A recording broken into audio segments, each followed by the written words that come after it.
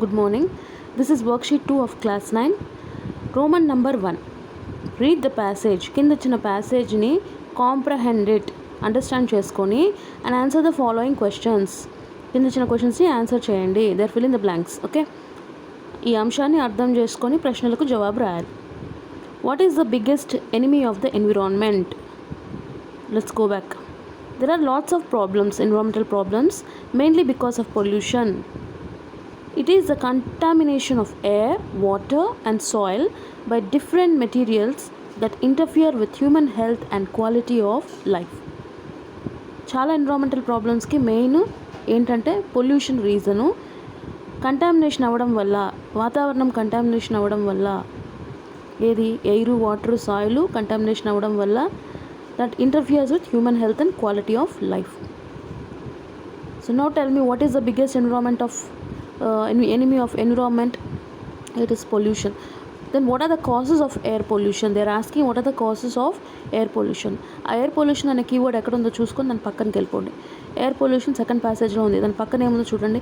The emissions from industries and engines including cars are the biggest causes of air pollution. So you will write that same thing. Moving on to the next one. How does ozone layer help the earth? Ozone layer ఎక్కడుందో చూడండి keyword, దాన్ని spot చేసి దాని పక్కనకి వెళ్ళండి. Simple things that we do at home, like using aerosols having bad effects on ozone layer. Okay, what is that? Aerosols.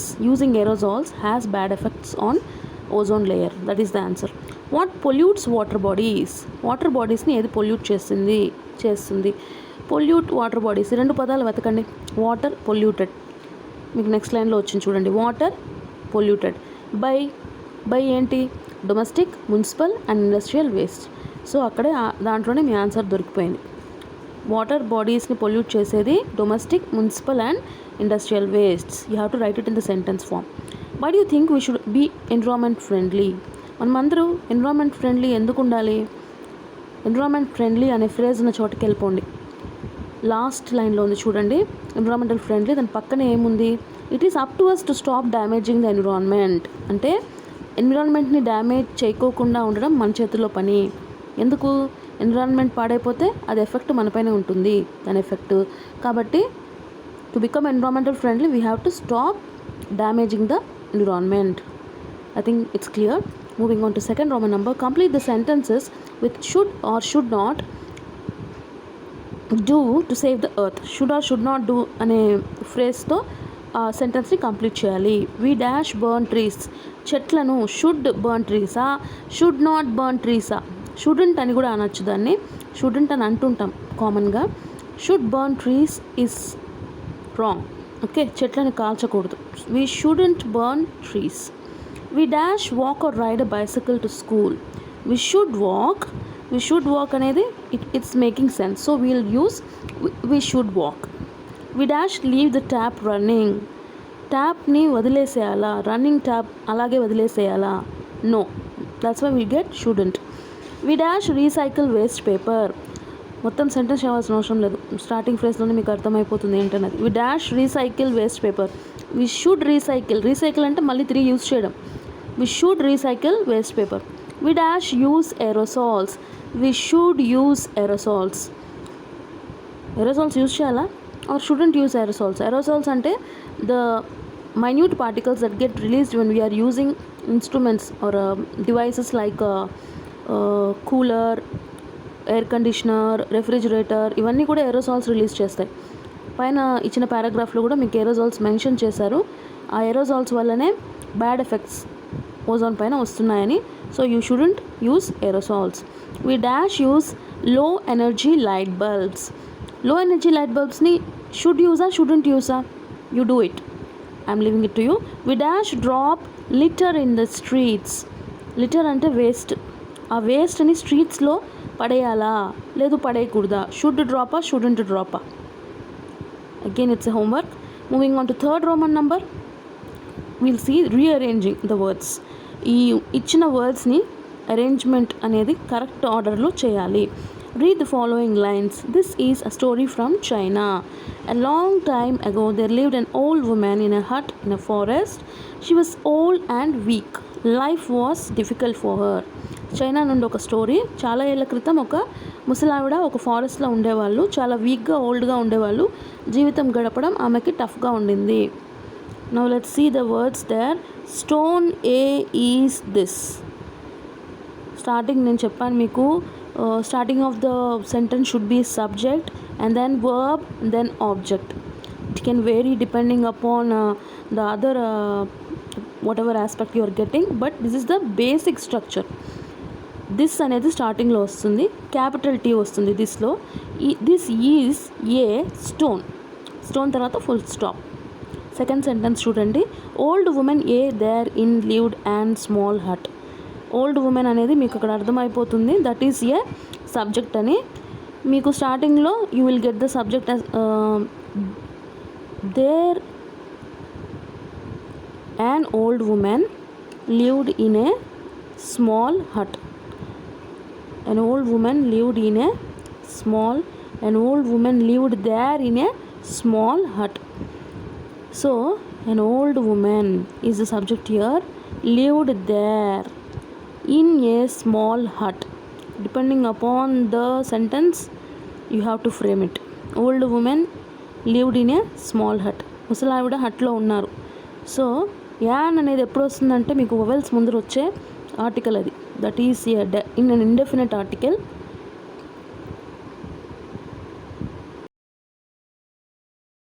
Continuation third one చూడండి. Eats carrots rabbits. Subject ఏంటో గుర్తించండి ఇక్కడ. ఈట్స్ అంటే తినడం, క్యారెట్స్ అంటే క్యారెట్స్, ర్యాబిట్ అంటే కుందేలు. కుందేలు క్యారెట్ని తింటుందా, క్యారెట్ కుందేలును తింటుందా? You got it right, you can write the answer. Rabbit eats carrots. Next one చూడండి, fourth one. Was for life difficult him. Life అనేది మీకు సబ్జెక్ట్ లాగా కనిపిస్తుంది. Okay, for is preposition there, was అనేది హెల్పింగ్ వర్బ్. డిఫికల్ట్, డిఫికల్ట్ కష్టంగా. Him అంటే మీకు that is an accusative pronoun. Him అనేది అక్యూజేటివ్ ప్రొనౌన్ కిందకు వస్తుంది. నామినేటివ్ ప్రొనౌన్ అంటే సబ్జెక్ట్ ప్లేస్లో వస్తుంది. అక్యూజేటివ్ ప్రొనౌన్ అంటే సెంటెన్స్ చివరిని ఆబ్జెక్ట్ దగ్గర వస్తుంది అనమాట. So let us see, life was difficult for him is the right order. Next one చూడండి, fifth one. A hut an old woman in there is. A అనేది ఎక్కడ వస్తుందంటే వొవెల్స్ కాకుండా ఉండే పదాల ముందర వస్తుంది. యాన్ అనేది వొవెల్స్ అంటే ఏఈ ఐఓయు వచ్చే పదాల ముందర యాన్ అనే ఆర్టికల్ వస్తుంది. ఓల్డ్ ఉమెన్, ఓల్డ్ ఉమెన్ అనేది మనకు సబ్జెక్ట్ లాగా కనిపిస్తుంది.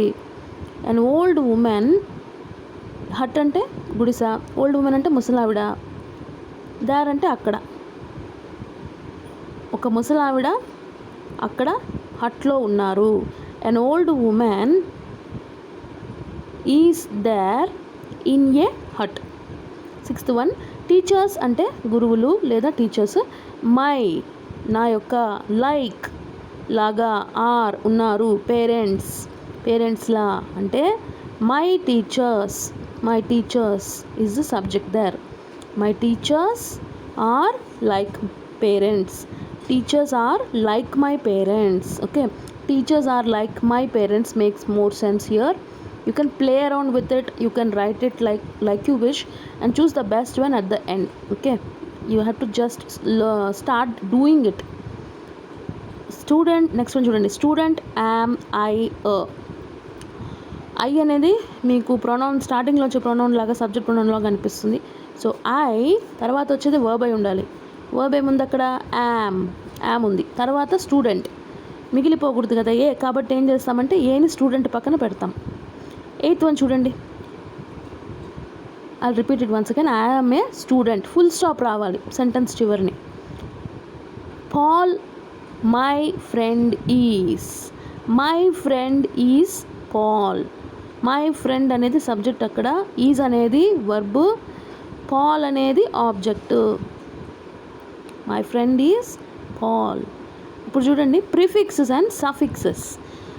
ప్రిఫిక్స్ అంటే రూట్ వర్డ్ ముందర వచ్చే పదాన్ని ప్రిఫిక్స్ అంటారు. ప్రీ అంటే ముందర, ఫిక్స్ అంటే ఫిక్స్ అయి ఉండేది అంటే అతికించబడింది. సఫిక్స్, ప్రిఫిక్స్ కాదు సఫిక్స్. ఓకే, సఫిక్స్ అంటే ఆఫ్టర్ ద రూట్ వర్డ్ వచ్చేదాన్ని సఫిక్స్ అంటాం. ఇప్పుడు చూడండి, కరేజ్, డిస్కరేజ్, అక్కడ ఏ ఇవ్వలేదు కరేజ్లో. కరేజ్ ముందర వచ్చే పదం ఏంటంటే, ప్రిఫిక్స్ ఏంటంటే పదం కాదు, ప్రీఫిక్స్ ఏంటంటే డిస్కరేజ్. యాక్టివ్ ముందు వచ్చే ప్రీఫిక్స్ ఇన్యాక్టివ్.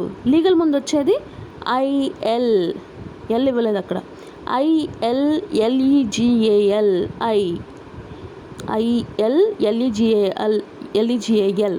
ఓకే. ఏబుల్ ముందు వచ్చే ప్రీఫిక్స్ యుఎన్, అనేబుల్. బిలీవ్ ముందు వచ్చే ప్రీఫిక్స్ డిసేబుల్. ఇక్కడ ఏంటంటే గమ్మత్తు, ఈ పదాల ముందర ప్రిఫిక్స్ యాడ్ చేయడం వల్ల ఆ యొక్క పదాలకి ఆపోజిట్ వర్డ్స్ అనేవి ఫామ్ అయిపోతున్నది. కాబట్టి జస్ట్ ఆ ప్రిఫిక్సెస్ నేర్చుకోవడం వల్ల మీరు ఆ పదాలకి ఆపోజిట్ వర్డ్స్ నేర్చుకున్నట్టు అయిపోతుంది. ఓకేనా? అంటే ఆ పదాలకి మీరు కొత్త పదాలు ఆపోజిట్స్ నేర్చుకోవాల్సిన అవసరం ఉండదు. జస్ట్ ఏ ప్రిఫిక్స్ యాడ్ చేస్తే ఏ వర్డ్ వస్తుందని తెలుసుకుంటే సరిపోతుంది. సఫిక్స్. నెక్స్ట్ రూట్ వర్డ్ తర్వాత వచ్చే వర్డ్ కాదు, వర్డ్ లెట్ అనుకోండి. రూట్ వర్డ్ తర్వాత వచ్చేదాన్ని సఫిక్స్ అంటున్నాం. Comes after root word. Pre అంటే ముందర, సఫిక్స్ అంటే ఆఫ్టర్. కింగ్ తీసుకోండి, కింగ్డమ్. రాజు అంటే కింగ్, కింగ్డమ్ అంటే రాజ్యం. రిచ్ అంటే వెల్దీ. రిచ్ తర్వాత ఎన్ని ఎస్ఎస్ యాడ్ చేస్తే రిచ్నెస్. ఓకే. బ్రేవ్ తర్వాత ఆర్వై యాడ్ చేస్తే బ్రేవరీ. ఫేమ్ అంటే famous, being famous. Okay. Fame అంటే కీర్తి. ఫేమ్కి ఓయుఎస్ యాడ్ చేస్తే ఫేమస్ అవుతుంది. ఓకే. ఫేమ్ అంటే కీర్తివంతులు. బాయ్ అంటే అబ్బాయి. బాయ్హుడ్ అంటే ఆ యొక్క కౌమార దశ, దాన్ని బాయ్హుడ్ అంటారు. ఇప్పుడు చూడండి, ఇక్కడ చిన్న సెంటెన్స్ని గమనించండి అమ్మా. Rani and her parrot. Complete the composition on Rani and her parrot using words from the box below. అక్కడ ఇచ్చిన వర్డ్స్ని యూస్ చేస్తూ రాణి ఇంకా ఆ ప్యారెట్, తన ప్యారెట్, రాణి ఇంకా ఆ అమ్మాయి యొక్క ప్యారెట్ గురించి ఇక్కడ కింద ఇచ్చిన సెంటెన్సెస్ని, అక్కడ ఇచ్చిన వర్డ్స్ని యూస్ చేస్తూ ఫిలప్ చేయండి. Raju and Rani are brother and. Raju అనేది అబ్బాయి, రాణి అనేది అమ్మాయి. Obviously are able to identify they are brother and sister. One day there gardener dash a parrot. There gardener ఏముంది చూడండి, సిస్టర్ కొట్టేసేయండి. ఏ వర్డ్ అయితే నోట్ చేశారో కింద రాశారో దాన్ని కొట్టేయండి వెంటనే. One day there gardener dash a parrot. There gardener caught a ప్యారెటా, కేమ్ ఏ ప్యారెటా, వాటర్ ఏ ప్యారెటా, కెప్టా, వింగ్సా, డ్రింకా, డోరా, ఫ్లూవా. ఏది కరెక్టో మీరే ఐడెంటిఫై చేయండి. ఒకవేళ మీకు రాలేదు అనుకుంటే నెక్స్ట్ దానికి స్కిప్ అయిపోండి, అక్కడే ఉండొద్దని. ద ప్యారెట్ క్రైడ్ టెయిన్. Rani dash running. Rani came running. She dash the parrot in a cage. She kept the parrot in a cage. కాబట్టి మీకు అర్థమవుతుంది, ఇక్కడ గార్డనర్ అనేవాడు పట్టుకున్నాడు ప్యారెట్ని. Caught a parrot. She dash the parrot అంటే kept the parrot in a cage. She put a piece of dash in the cage. She put a piece of ఏం పెట్టింది, కేజ్ లోపల యాపిల్ని పెట్టింది. ప్యారెట్ తినలేదు. Parrot did not eat it. Rani gave dash to the parrot. Rani gave water to the parrot. She put a piece of apple. Piece of water అని అనలేం, ఎందుకంటే water పీసెస్లో రాదు. Rani gave water to the parrot. The parrot did not dash it. తాగలేదు parrot, ఆ వాటర్ని కూడా తాగలేదు. Drink. It flapped its dash. It flapped its. Flap అంటే కొట్టుకోవడం. దేన్ని కొట్టుకుంది, వింగ్స్ని కొట్టుకుంది. ఓకే. అలా అదిలించడాన్ని ఫ్లాప్ అంటారు. కిందికి పైకి అదిలిస్తే ఫ్లాప్ అంటాం. Okay. Open and close like aeroplane wings flop. Flaps are there in aeroplane, and for all the things that fly there is flap. It flapped its wings. Rani thought, oh, it must be crying. She opened the dash of the cage. కేజ్కి ఏముంటుంది, తలుపు ఉంటుంది. ఆ తలుపుని ఇంగ్లీష్లో ఏమంటారు, door అంటారు. కాబట్టి she open the door of the cage. The parrot dash away. The parrot ఏం చేస్తుంది, ప్యారెట్ డోర్ ఓపెన్ చేస్తే, కేజ్ డోర్ ఓపెన్ చేస్తే ఆబ్వియస్లీ ఎగిరిపోతుంది. Rani felt very happy. So last దానికి ఆన్సర్ ఏంటి, ఫ్లూ అవే.